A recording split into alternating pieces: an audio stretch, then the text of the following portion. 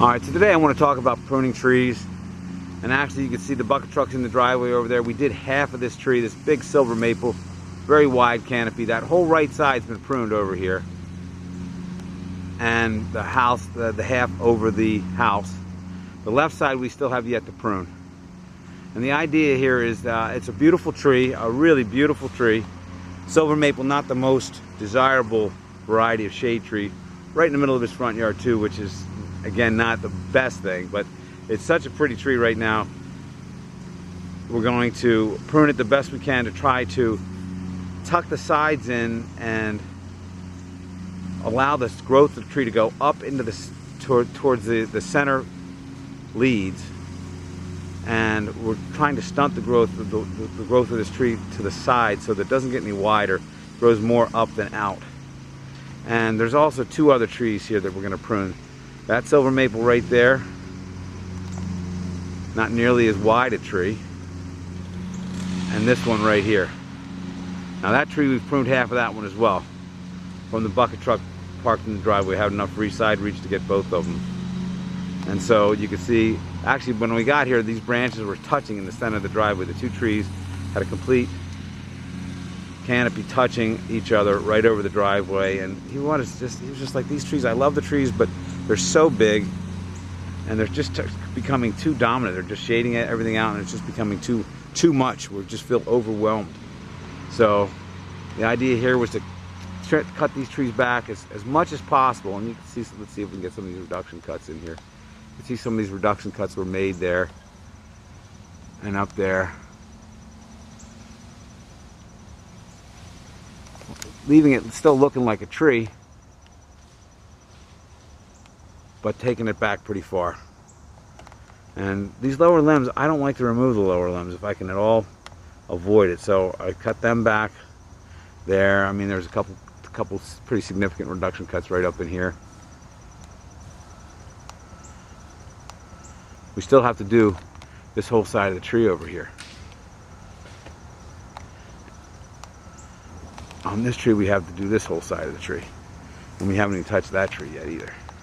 And we did quite a bit of pruning to give some clearance from the dogwood tree here. These lower limbs are actually touching the dogwood. They were down on top of the dogwood. So a lot of arborists don't feel comfortable making that kind of a reduction cut right there or there. They'd rather cut the whole branch off, and that's much worse for the tree.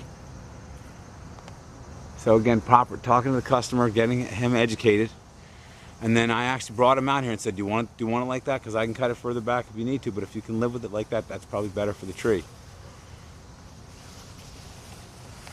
And then a lot of small handsaw cuts up in here.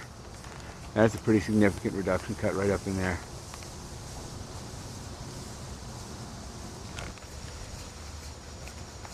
And it took me about an hour to prune half of this tree and half of this tree. Just having this big bucket truck right here, 75-foot bucket, a lot of side reach to it. The elevator unit allows me to get out to those branch tips, making those reduction cuts exactly where I want to make them without spending too much time and effort, which makes it very cost effective for the client. He's getting a lot of work here at a very reasonable price, and he's going to be thrilled with it. No, but it looks great. So you're going to come then on the other side and basically do the same thing. Exactly. Cut it back. Try to trim all the sides back as far as possible, leaving the center to grow. How about maybe some of those lower ones when you those little, do that side? what, those little droopers right there? Yeah, I can get them. I should have got them when I was there, but the ones above them, actually, I trimmed them back, but I didn't get the lower ones, so I can do that.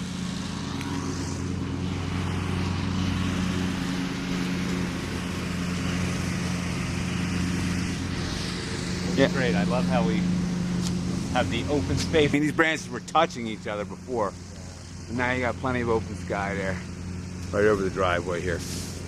That's nice. Okay. What do you, a little more there, you think? Honestly, I mean, I know. Just look. I mean, see, the difference is, you know what you're trying to do. You're trying to create even space on either side of the driveway, but just look how far that tree is from the driveway versus this one. That thing's like 10 feet closer. You know what I mean? And so if I start cutting back further than what I did, those are fairly big cuts up there. If I start cutting back further than what I did, it's going to really be more off that branch than you should take. I really took them back as far as I felt comfortable without butchering the tree. Okay. And then so we still have this side to do over here yet. And then I did take this one off in the center. You can't really see the cut, but you see that kind of hole up in there? Yep. And that'll stunt that whole growth of this side going out towards the street, and leave those two center ones to grow. You know, that's where the growth is going to go up into the middle. Yeah, up the middle of the tree. Yeah. Not out this way. There's one branch here, right there. He asked if I could take that whole branch off, and I said no, it's better not to. Better for the tree not to. And he was fine with that. And also this one here, he wanted to get rid of this one as well. But I'd like to get rid of that whole branch. And you can see we took quite a bit off of both branches, but they should be all right. In any case, what we're doing is preventing decay from getting into the trunk of the tree there.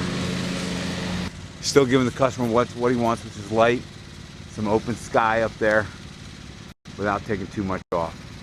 So we've done half the trees, we've got to do the other half now. And he was interested in taking quite a bit off over the house here, back from the house. I should have gotten the before and afters on this. Yeah. But I mean, these branches are actually out there directly over the roof. Not touching the roof, but over this roof right here. And now he's got 15 feet of space, 10, 15 feet of space. And it still looks like a tree. Can we maybe do kind of like this, where, I mean, they're really getting this one thinned out. See, that's the thing. What? It's like, I can make a few thinning cuts in the center of the tree, but I don't want to, you know, we've already taken so much off the tree from just trying to bring the space in. I'm more interested in space. I agree. The space is what's important here. This tree, you know, is a fairly small tree.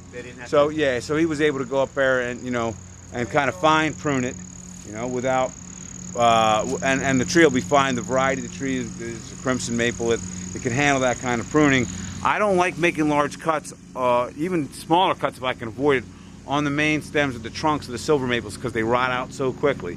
Even the smaller branches, like some of the smaller ones. I mean, some of the smaller ones I could get up there. We could talk about when you come back out there. You know, you show you exactly what we're talking about. But the water sprouts, these little tiny shoots on these lower branches, they're there because they help the tree put on more meat right in that area. So the tree says, I need, this branch is getting really long, I need to put some meat on here, and so I'm gonna put out a water spout here. Or there's a change in the sun exposure. When there's more sun coming down, the tree's trying to shade itself, you know, get the trunk shaded. So I try not to cut them too much now. Of course, we did just take a lot of weight off those branch tips, so maybe they don't need them so much. So we can get up there and thin it out and try to open up and make it more aesthetically pleasing. But the more we do it for aesthetics, the harder it is on the tree. You got to find a balance there. Can't have your cake and eat it too there. Yeah, I got you. And trust me, I agree we needed to bring these guys in, and I love it. I'm just, if to the extent we can also thin some of it, some of the smaller branches. Right. Just to, again, interior, clean out the interior. Clean up the interior. Yeah, I'm get a little more light in. All right, yeah. You know, obviously to the extent it's not going to hurt the trees. Okay, cool. So, all right, it looks great. It looks awesome. All right, I'm glad you like it. All right, thanks, Daniel. All right, this shot is taken from the bucket truck after these trees in the front yard have been pruned. This is that taller silver maple on the far left-hand side of the front yard. The tree was not nearly so wide, so it didn't need a lot of big cuts. Just some small reduction pruning, some heading cuts there. Bring it back a little bit and create a little bit of space between that and the birch there. And then this is the silver maple here in the middle of the front yard. Again, very big tree. It was quite a bit wider than what it is now. This is the pruning on the left side, the far side from the driveway. Now let's take a look at a couple trees in the backyard that need to be pruned. Okay, so there's a beautiful pin oak to be pruned yet. And there's another silver maple to be pruned. These are fairly sizable trees.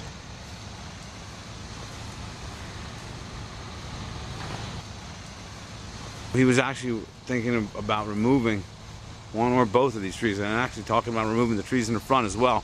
Okay, here we have a beautiful pin oak, fairly close to the house.